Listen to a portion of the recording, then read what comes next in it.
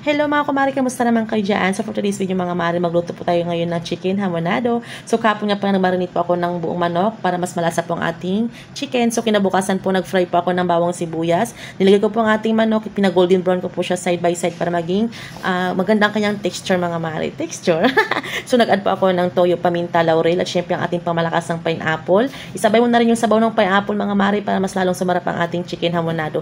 Pakuluan po natin siya sa mahinang apoy para maluto po ang loob ng ating chicken. At syempre mag-add din po tayo ng tubig mga mare. Atin po siyang balik-balik ta rin ang ating chicken para maluto po yung ating loob ng ating manok mga mare. So iba-iba naman po tayo ng paraan kung paano tayo magluto mga mare.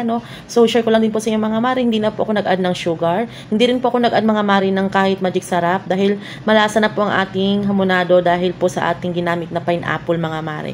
So maluto na po. Malapit na po maluluto ang ating chicken hamonado. So kayo mga mare, paano po ba kayo magluto ng chicken hamonado? Paki-comment nga po sa aking video. So, ayun mga mare, paano ba yan? Kumuha na kayo ng plato at sabay-sabayan tayo kumain. Share ko lang din po sa inyo mga mare, itong niluto ko po ay hindi po ito ulam ng amo ko ha. Ito po ay ulam ng aking mga kasama. Ulam po namin ito. So, ayun mga mare, ito po yung lutong Pinoy. Ayan. So, lagi lang pong food ang aking in-upload na video mga mare dahil ito lang po talagang makagawa kong content dahil po ang hirap gumawa po ng content sa loob ng bahay ng amo. Kung napapansin niyo po mga mare, talagang ating sangkap ay tipid na tipid pero masarap naman mga mare.